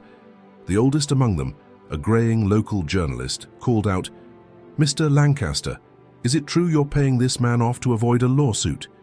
Are you acknowledging wrongdoing in your business practices?" A hush fell, almost expectant, as if the entire group anticipated Roland to either confirm or deny some sensational scandal. Roland's jaw tightened. He took a measured step forward, conscious that every move was being filmed. "I'm helping Clarence because it's the right thing to do," he began, his tone firm but calm. "I learned recently that my company's decisions may have harmed him in the past. I want to make amends. There's no hush money, just genuine support. That's the entire story." Some reporters exchanged skeptical glances. Another raised a hand, camera perched on his shoulder. If that's the case, why all the secrecy? Why not announce a philanthropic move publicly? Roland gave a weary half-smile. "Secrecy. I came here initially because a stray dog led me to Clarence, not because I was seeking publicity. But let's be clear. Clarence's health and privacy are the priority. He's been through enough. I ask that you give him space to recover." A younger reporter, her voice brimming with curiosity, stepped forward. "What about allegations that your corporation cancels contracts without compensation? Are you facing a lawsuit?" Roland stiffened at the direct question. He'd known it could surface eventually. "If there's a need for legal recourse, I won't avoid it. I'm fully willing to work with Clarence or anyone else affected to find a fair resolution. But right now, our focus is on his well-being. There'll be time for broader business questions later." He paused, noticing the cameras capturing every flicker of emotion on his face. "This is bigger than just me now." Before the reporters could press on, a volunteer sidled up to Roland, whispering, "We're ready to move Clarence out the back exit to the van. You might want to join him." Roland nodded in gratitude, then turned back to the press. "That's all for now. Please respect the shelter's request for privacy." Summoning a polite but unyielding smile, he maneuvered around them, stepping aside so the volunteer could lock the main doors once more. The muffled buzz of reporters continued outside, but at least Clarence would have a chance to slip away. Retreating into the interior, Roland found the small group prepping to leave. Clarence reclined on a wheeled gurney, wearing a hooded sweatshirt that someone had donated. He looked pale, but more alert. And Luna perched at the foot of the gurney like a self-appointed guardian. Diana double-checked the mobile medical supplies, while Erica stood by, her expression a blend of apprehension and relief. "Let's go," Diana murmured. "We'll use the side corridor and the service entrance. Less chance of cameras waiting there. The transitional home staff has been notified. They're ready to receive Clarence." The group moved carefully, guiding Clarence along the hallway. Every so often, a volunteer would pop out from a corner with a supportive smile or a wave, acknowledging Clarence's departure and silently cheering for his next step. Despite the tension of the press, a sense of unity pulsed through the shelter. Everyone wanted this man to find stability, and nearly all of them marveled at how a stray dog had kindled such a chain of events. A slight drizzle greeted them as they reached the service entrance. A plain white van idled nearby, engine running. Roland helped lift Clarence into the back, ensuring the makeshift bedding was secure. Erica climbed in as well, aiming to offer emotional support. Luna needed no invitation. She hopped up, then settled herself at Clarence's feet, tail thumping gently. Diana stood off to the side, finalizing some paperwork with another volunteer. Roland hesitated on the threshold, feeling the drizzling rain seep into his hair. He realized with a pang that he didn't want to part ways without ensuring Clarence felt supported, and that he, Roland, had a role to play. "I'll follow you in my car," he offered, voice subdued. "If you need anything en route, just call." Clarence managed a small nod, the corner of his mouth twitching in what resembled a grateful smile. "Thanks, and keep an eye on the press. Yeah, don't let them twist this." His grip tightened on the blanket. "I'll do my best," Roland promised, though a lingering dread told him that the media could spin any narrative they wanted. "Maybe I can leverage some of my corporate PR connections to keep it from blowing up," he thought, though he bristled at the idea of controlling the story for optics rather than sincerity. No, sincerity first. That's the lesson here. Within minutes, The van pulled away, slipping into the damp city streets. Roland hopped into his own sedan, instructing his driver to maintain a safe distance. The route led them through a maze of side roads and lesser-known thoroughfares, intentionally avoiding the main avenues where paparazzi might lie in wait. A sense of relief washed over him as the city's bustle gave way to quieter districts. Yet even as the tension of the immediate press threat subsided, Roland's mind spun with unfinished business. He pictured the folder of documents Erica had shown him, proof of a contract fiasco that had upended Clarence's life. "I need to dig deeper into that," he resolved. "Make sure my legal team and I handle it ethically. No more turning a blind eye to collateral damage." He also wondered about Luna, this extraordinary loyal dog who seemed to embody empathy in its purest form. Part of him felt a tug of guilt that she was still astray, though it was clear she'd chosen to stay with Clarence. If he stabilizes and moves on, where does Luna fit in? The thought echoed quietly. For now, she was essential to Clarence's emotional support. But once he recovered, Roland hoped to see them both in a better environment, maybe a small apartment with enough space for a dog bed and a second chance at life. As the small caravan approached the outskirts of town, a glimmer of dawn light revealed rows of simple, single-story buildings that formed the transitional housing complex. It wasn't glamorous, just a series of modest units arranged around a courtyard with potted plants. But Roland saw promise in its humble facade, a chance for Clarence to rest and rebuild, free from the chaos that had hounded him for years. By the time the van parked in a designated spot, staff members were already stepping out to greet them. A local nurse arrived with portable medical equipment, ready to help Clarence settle. Erica jumped down first, offering a steadying hand for Clarence as he tried to stand. He wobbled, shoulders tense, but managed a few steps onto the pavement. Luna bounded at his heel, nose nudging his leg in encouragement. Roland exited his sedan, ignoring the light rain still misting over the asphalt. He watched as Clarence took in his new temporary home with cautious eyes. The man's face was etched with weariness, but also with a quiet determination. A volunteer guided him toward a small, clean unit near the courtyard center. "Thank you," Clarence murmured, voice rough, as Roland came up beside him. "For everything. I don't know how this will turn out, Charles, but I appreciate it." Roland placed a gentle hand on his shoulder. "We'll get through it, step by step," he said. Luna offered a soft bark, punctuating his words as if to remind them both of the improbable chain that had led them here. Despite the looming media scrutiny and the layers of unresolved history, Roland felt a fragile spark of optimism. If they could navigate these uncertainties, both personal and public, perhaps this fragile alliance born of compassion and regret could blossom into genuine recovery and a renewed sense of purpose for them all. By early afternoon, Clarence was settled into his humble unit at the transitional housing complex. A small, single-room setup with a private bath, a kitchenette, and a threadbare couch, far from luxurious, but quiet and secure.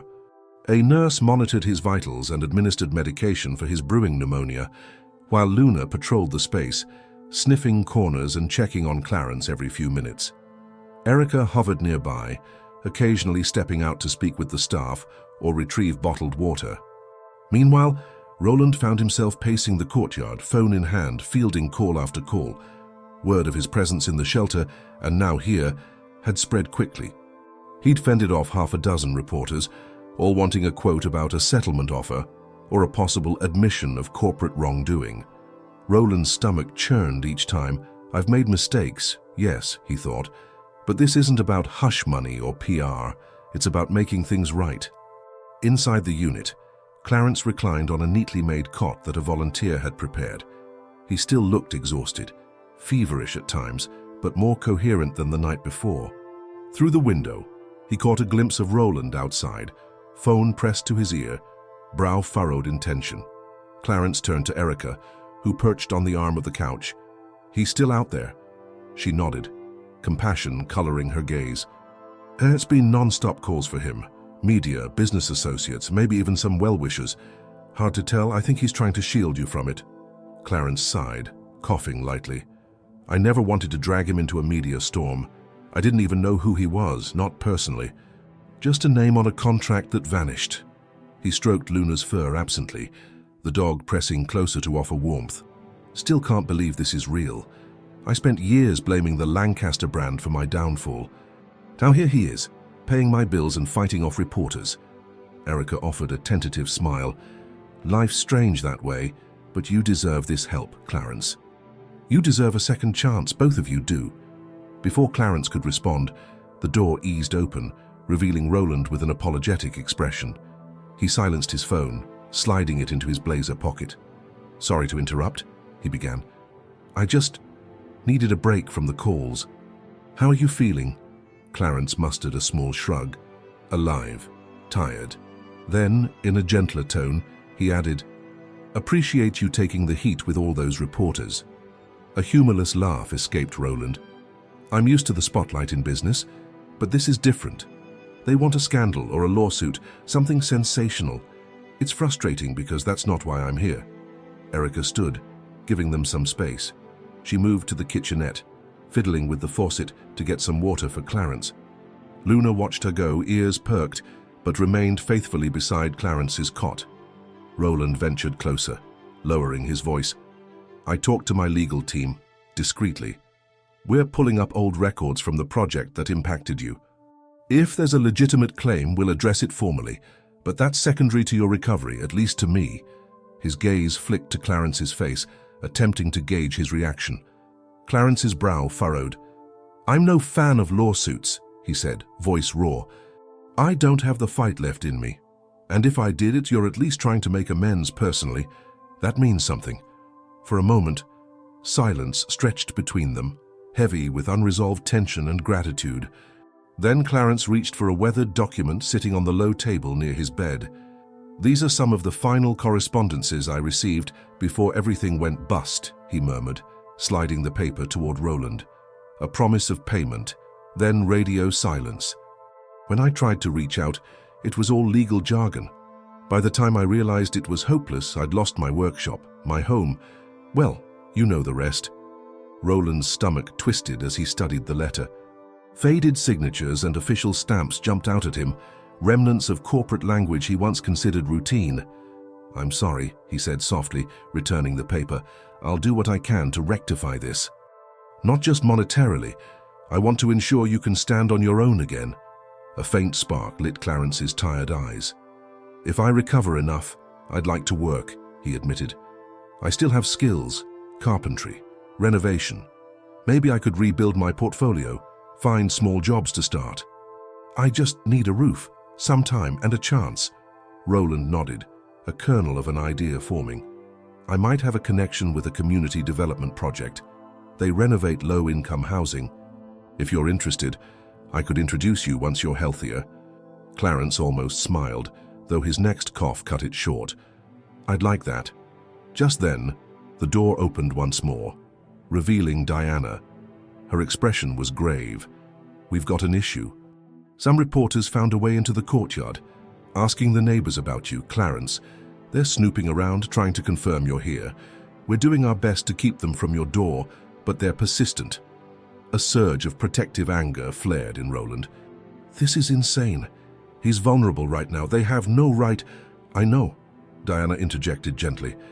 We're calling the property manager to see if we can get them removed, or at least corralled outside the gates. But they keep filming. One had the nerve to say they're reporting on potential corporate injustice. Clarence slumped, rubbing his temple. I can't handle cameras in my face, he whispered, anxiety tightening his voice. What if they corner me somewhere? I'm not strong enough to argue. Roland shot Diana a worried look. Can we move him again? That's not ideal. He just got here.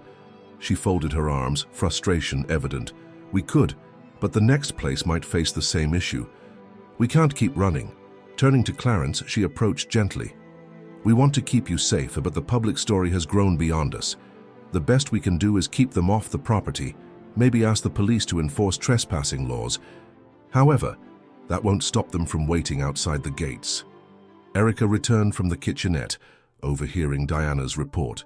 Oh no, Clarence, she murmured, her tone laden with sympathy. Is there anywhere else you'd feel comfortable? Maybe at my place, and at least temporarily. Clarence hesitated. I can't impose on you, Erica, Besides, your apartment is small, and I'm hardly in good shape. It's bigger than a hospital bed, Erica argued gently. But you need medical supervision, right? I'm not exactly a nurse, Diana sighed.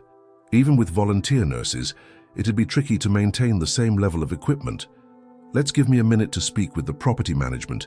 If we can set up a private zone, maybe block reporters from entering, that might suffice. We need to buy time for Clarence to recuperate. Once he's stronger, he'll be better able to handle outside pressures or avoid them. Roland nodded firmly. I'll cover any security costs. Cameras, on-site guards, whatever it takes. They can think what they want about me. Let them spin their stories. But Clarence doesn't deserve this invasion. Clearing his throat, Clarence pulled the blanket tighter around his shoulders. I appreciate that, he said, voice trembling slightly. But I hate feeling like a spectacle. I just want some dignity. A pang of empathy cut through Roland. He offered a small, comforting smile. We'll do everything we can to give you that. Suddenly, Luna let out a low growl, turning her head toward the window. A shadow passed by, likely a camera operator trying to snag a glimpse through the blinds. Clarence sucked in a breath, eyes flaring with panic at the intrusion. Roland cursed under his breath. Diana moved quickly to the window, snapping the curtains shut. We'll handle it, she promised, giving Clarence's arm a reassuring pat. She motioned for Erica to follow her. Let's get property management on the phone, see about reinforcing the entrance. And maybe a staffer can stand guard near your window to keep them from filming. Quiet descended on the room again as the two women left to manage the crisis. Clarence's shoulders sagged. This is too much, he murmured, resting his head back against the pillow. I didn't ask for any of this. His words echoed in Roland's mind, stirring a deep resolve. None of this is Clarence's fault. I have to protect him. He glanced at the curtained window, then returned his gaze to Clarence, who looked frail and overwhelmed. Luna, ever the watchful sentinel, pressed her muzzle against Clarence's hand, offering silent support. We'll get through this, Roland said softly, though a sliver of doubt tugged at him.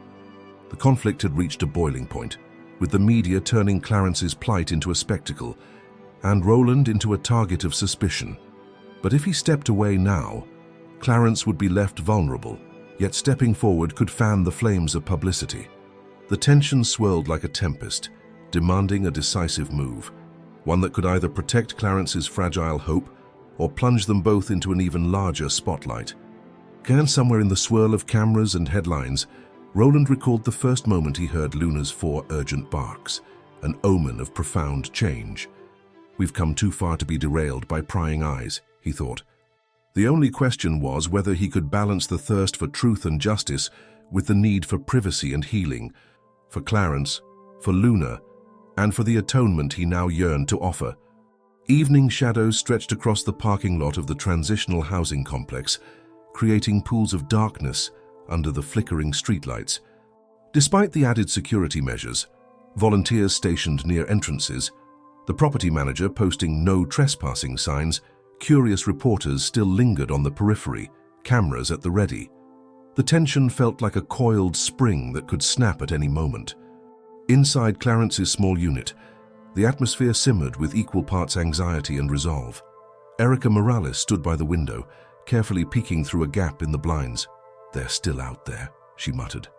It's like they're waiting for something dramatic to happen. Clarence, propped on pillows, winced at the thought. I don't want any drama, he said in a hoarse voice, still battling his fatigue and low-grade fever.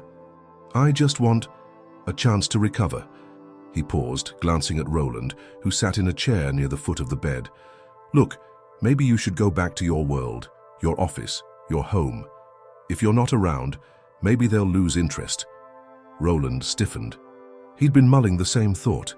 His presence seemed to fuel the media's frenzy, but leaving Clarence alone also felt wrong. I'm not abandoning you, he said quietly. We're in this together, remember? Erica folded her arms. They might still hound him, even if you're gone. Now that there's a story of a homeless man wronged by a wealthy exec, they'll spin it however they want. Her voice softened.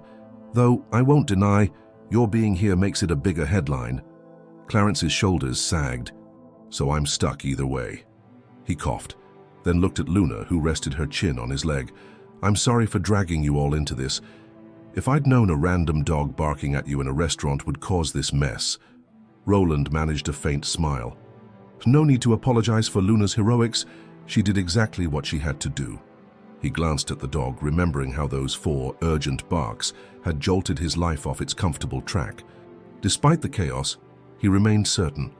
Somehow this was fate pulling us toward a needed reckoning. A knock on the door pulled everyone's attention. Diana stepped in, wearing an apologetic expression. "We have a situation," she said, keeping her voice low. A reporter was caught scaling the fence by the courtyard. Security made him leave. But some of the other residents are getting worried about paparazzi. Management is suggesting we move Clarence to a more secure location until the press simmers down. Clarence's brow knitted with frustration. Another move? I feel like I just unpacked. He rubbed his temple, the weight of it all pressing on him. But if it protects the others, I'll do it. Erica gave him a gentle look. I can help gather your things. We'll figure something out. She turned to Diana. Do we have any leads on a quieter place? Diana sighed. Our other facilities are either too public or not equipped for his medical needs. We do have a rural safe house, but it's more of a domestic violence shelter. Can't just move him there without complicated protocols. She hesitated, then focused on Roland. Unless you might have a private property available, someplace outside the city where reporters can't easily camp out. Roland blinked. He did own a vacation home, a lakefront property a few hours away, rarely used, but spacious and secluded. He'd purchased it as a retreat, but had barely visited in years. I do have a place like that, he admitted slowly. It's far enough from here that the media would have a hard time finding it quickly, but it's not exactly medical friendly. Diana brightened. We can arrange for a visiting nurse, coordinate deliveries of any supplies he needs. If Clarence is willing, it might be the best temporary refuge. Clarence's eyes flicked between them. Wouldn't that be a huge imposition? He asked, voice tinged with uncertainty. You don't even know me well enough to... I know enough, Roland cut in, voice steady. And it's no imposition. I offered to help, and I meant it. Besides, this way you can rest without cameras outside your window. He leaned forward, locking eyes with Clarence. Will you let me do this for you? Silence stretched as Clarence wrestled with the offer. He'd grown wary of accepting charity, especially from the man whose corporate decisions contributed to his downfall. Yet Roland had shown sincerity. Sticking around even when leaving would have been simpler. Luna, perhaps sensing Clarence's turmoil, nuzzled his side. Finally, Clarence gave a small, resigned nod. All right, he whispered, but just until the press calms down. I don't want to be a permanent house guest. Relief and determination flashed across Roland's face. Deal, he said. Turning to Diana, he added, let's coordinate the logistics. We can slip out tonight or early tomorrow before the media notices. Diana pulled out her phone, already drafting messages to volunteers. We'll pack a few medical supplies, ask a nurse to stay on call. The staff here will keep the press at bay while you leave. She glanced at Clarence. You'll likely have a few hours drive. It's not ideal, but if we set up frequent breaks, you should manage. Standing by the window, Erica nodded. I can come along, help keep watch. Clarence might need extra hands, especially if he relapses or gets anxious. And Luna, she smiled at the dog. Well, she's never letting him out of her sight. Clarence's eyes glistened with gratitude and anxiety. Thank you, he rasped. To all of you. I'm still not sure why you're doing all this, but thanks. Roland cleared his throat. Because it's the right thing to do, he said simply. And because, deep down, he felt a restless urge to atone for the negligence that had wrecked so many lives. I might not fix the entire world, he thought, but this is one life I can try to set on a better path. As they began to plan the covert departure, tension swirled like a gathering storm. At any moment, the media outside could catch wind of Clarence's move, blowing the situation up further. Roland's conscience clashed with the reality that sheltering Clarence on private property might fuel rumors of a hidden deal. But if they stayed, Clarence's fragile peace and health would be in jeopardy. Erica silently folded Clarence's few belongings into a small duffel. Diana tapped away at her phone, coordinating the last-minute details. Clarence leaned back on the pillows, exhaustion etched on his face, as Luna watched over him, unblinking, loyal. And Roland braced himself for the final push, the choice that would carry them all out of the city and into uncharted territory. It was a confrontation of two worlds, the sensational media storm swirling outside, and the quiet, determined empathy blossoming within these four walls. Somewhere in his heart, Roland sensed this was a pivotal threshold. If he slipped away with Clarence, he could protect the man from scrutiny. But the story might only intensify in the public's mind, conjuring new allegations of bribery or secrecy. If he stayed, Clarence remained a target. Neither path was easy or entirely safe. Yet the decision had to be made now, under the mounting pressure of flashbulbs and speculation. In the silence that followed, Luna offered a single bark, short, purposeful. Roland couldn't help but flash a bittersweet smile. She hasn't been wrong yet. Maybe we trust the dog's instincts one more time. With the plans set in motion, they stood on the brink of their boldest choice.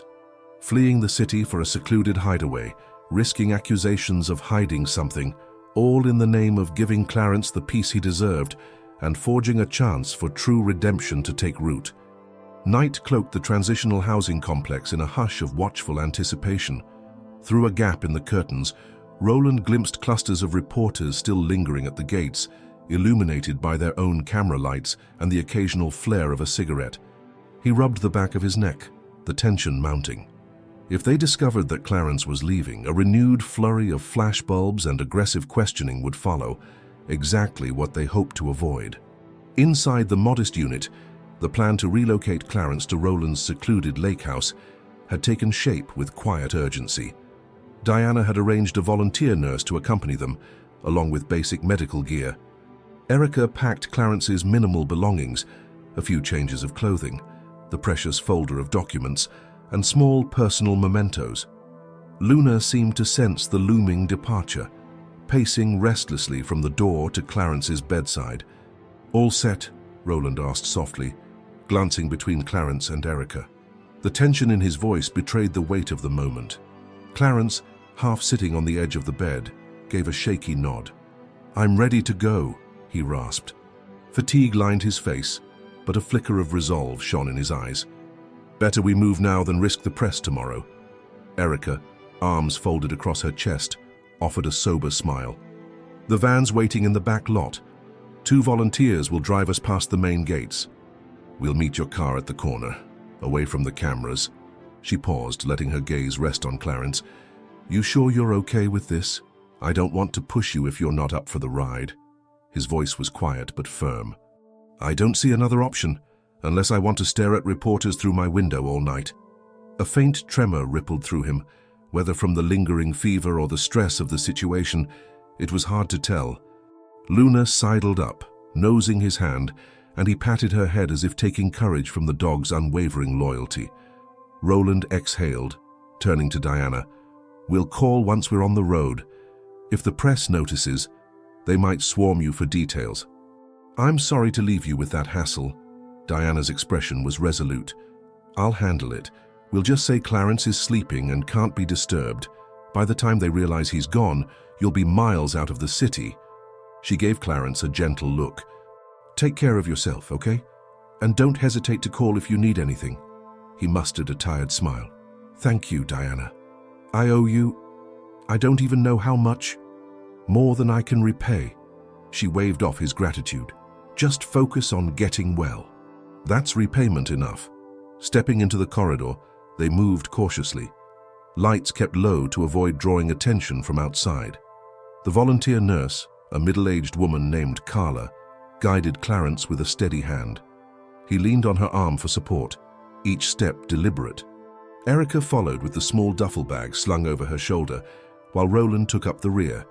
Luna padded silently alongside, ears alert.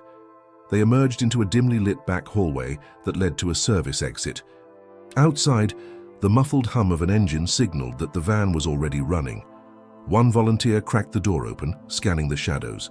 After confirming the coast was clear, She held the door for them. The group spilled into the cool night air, hearts pounding with the urgency of their covert mission.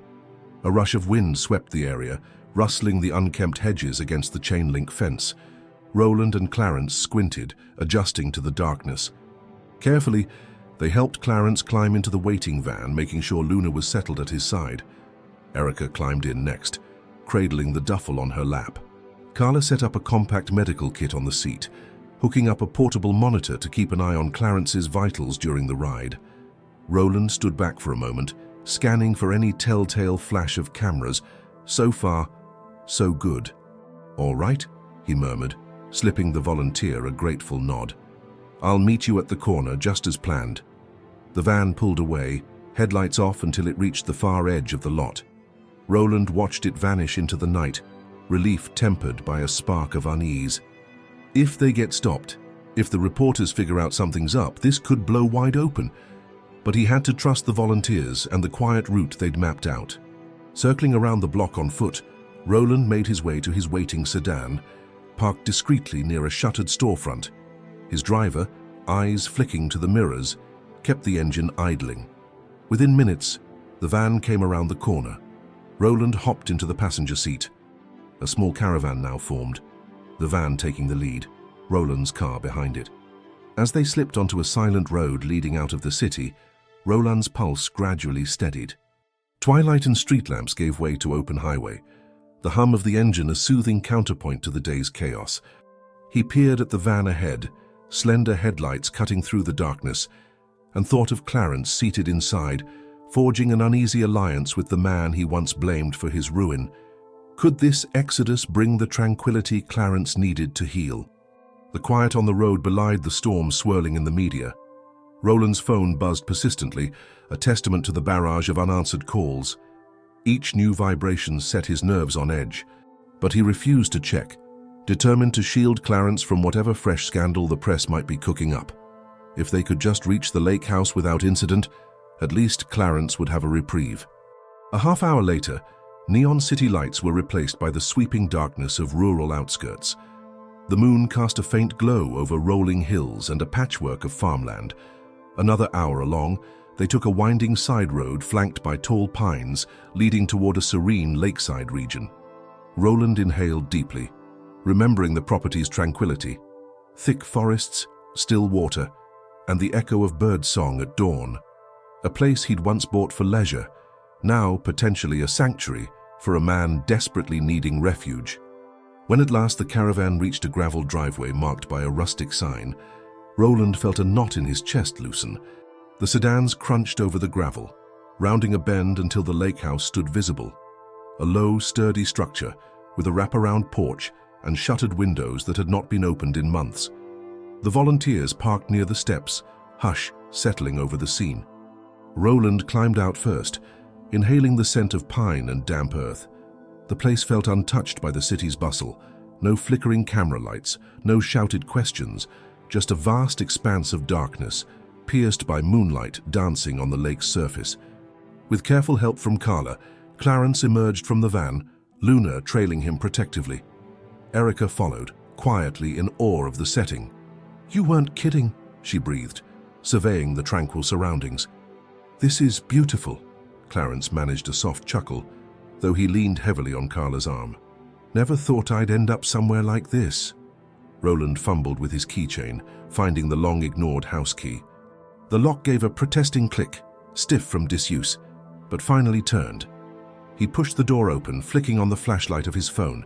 The interior smelled faintly of must and old wood, dust motes dancing in the beam. Yet it felt safe, secluded from the prying eyes that had hounded them. "We'll need to do some cleaning," Roland acknowledged, "but you'll have privacy here.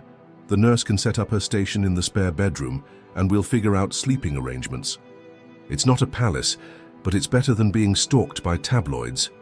Clarence's voice was almost inaudible. "Thank you," he whispered, overwhelmed by exhaustion and relief. Luna nuzzled his leg, wagging her tail in a subdued rhythm. Together they stepped inside, forging a small circle of light in the dusty gloom. And so began the next phase of their unlikely journey. The media storm raged somewhere behind them, hungry for scandal and answers. But in this lakeside retreat, a hush fell, fragile yet full of possibility. Roland sensed the tension cresting like a wave. We're on the brink of something. Either we find a path to genuine healing and redemption, or the chaos outside finally breaks us. Yet looking at Luna, her ears perked and eyes shining with gentle devotion, he recalled the dog's uncanny knack for guiding them so far. Maybe, just maybe, they had the strength to weather this final test of wills, forging a chance at hope in the stillness of the night. Long after midnight, the lake house stood cloaked in stillness, its quiet rooms faintly lit by a single bedside lamp and the glow of moonlight reflecting off the water outside. In the largest bedroom, Clarence rested on a freshly laundered cot that Roland and Erica had set up, while Carla, the volunteer nurse, gently checked his temperature and breathing. The soft beep of a portable heart monitor lulled the house like a distant metronome, signaling that for now, Clarence was stable. In the adjacent living room, Roland leaned against a wooden mantel, gazing out a wide picture window that overlooked the glimmering lake. The darkness out there was impenetrable, a far cry from the city's neon chatter. Here, only the silhouettes of pine trees broke the horizon, their stillness a stark contrast to the media circus he knew was still buzzing in the city. He thought about how swiftly life had pivoted.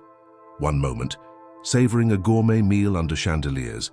The next, forging a bond with a man he'd once harmed, whether by ignorance or indifference, and a stray dog whose silent devotion transcended every obstacle. Slow footsteps approached behind him. Turning, he saw Erica, who offered him a weary but sincere smile. She held 2 steaming mugs, which smelled faintly of instant coffee. Roland took one with a nod of thanks. They both sipped in silence for a moment, comforted by the warmth. "How is he?" Roland asked at last, his voice low. Erica exhaled. "Resting, fever's down slightly, and he's not coughing as much. Carla says he's on the right antibiotics." Then a pause. "He asked about you. Wondered if you'd be staying through the night." Roland lifted a shoulder in a faint shrug. "I can't leave," he said simply. "Not when he's still so vulnerable, and with the media waiting to pounce at the slightest misstep. This house should keep us out of sight, but I'm not taking chances." His gaze fell to the mug in his hands. "Truth is, a part of me wants to be here, to see this through." Erica studied him curiously. "You know," she murmured, "I never expected to find any kind of decency from the man behind the Lancaster name. Clarence used to talk about how that corporation just cut him loose, but seeing you now..." She paused, shaking her head in mild wonder. "I think you mean it when you say you're sorry." Roland pressed the mug to his lips, letting the quiet settle around them. "I do. I never set out to ruin anyone, but I see now how easy it was to overlook the cost of my ambition. Figures on a spreadsheet don't show the human stories behind them." Setting her mug down on a side table, Erica offered a gentle nod.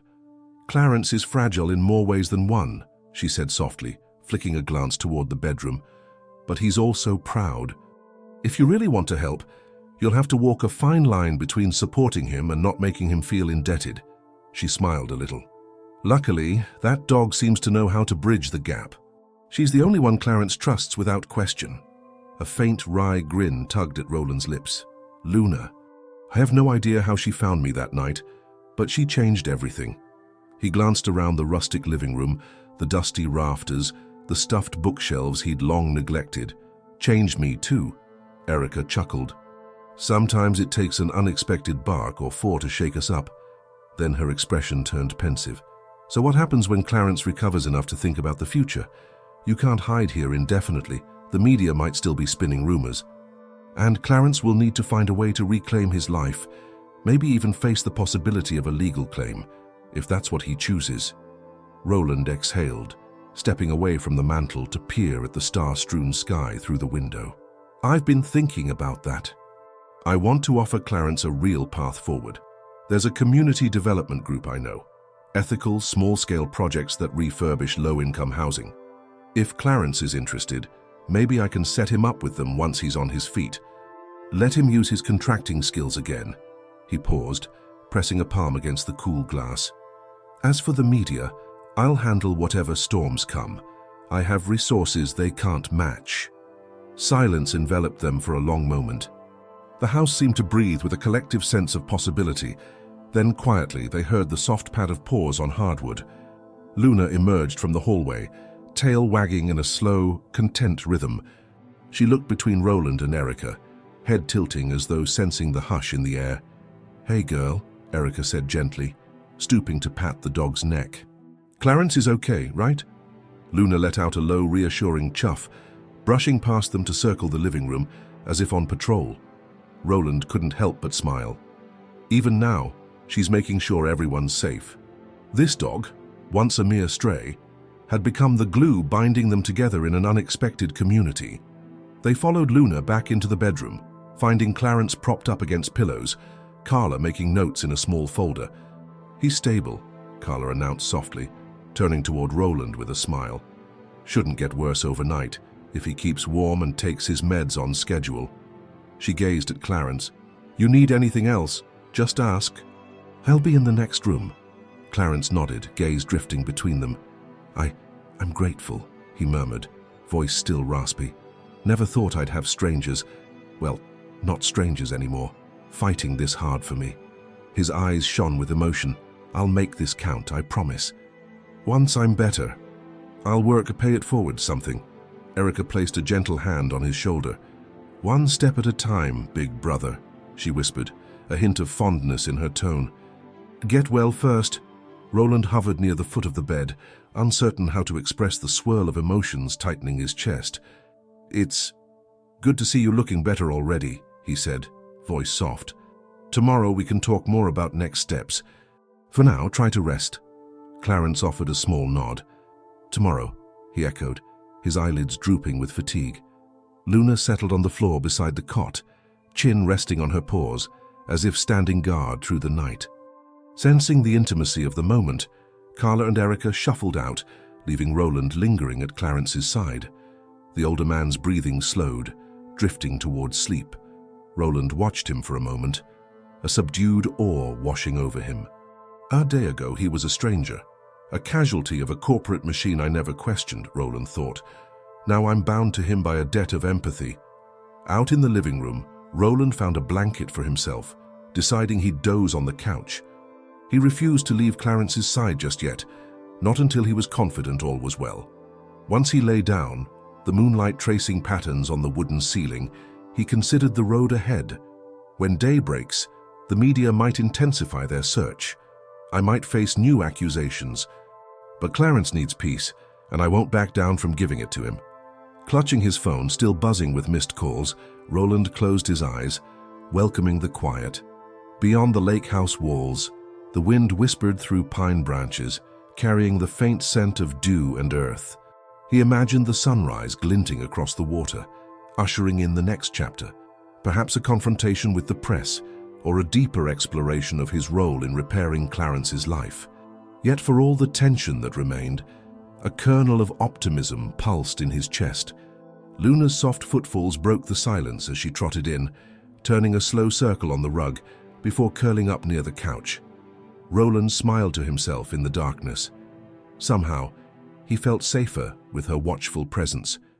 Reflecting on the improbable sequence of events, the stray dog, the 4 insistent barks, and the chain of compassion they sparked, he allowed gratitude to seep in. Come morning, they would still face challenges, dealing with the persistent media, clarifying old contracts, helping Clarence heal and forge a new path. Yet a fragile bond had taken root among them, a bond built on second chances, humility, and a stray dog's unwavering loyalty. And in that quiet space, as the moonlight dimmed and sleep tugged at his consciousness, Roland dared to believe that they might, against all odds, find the resolution they sought. He drifted off to the gentle rhythm of Luna's breathing, the hush of pine trees swaying outside, and the sense that sometimes the greatest stories of redemption begin with a single, unexpected bark.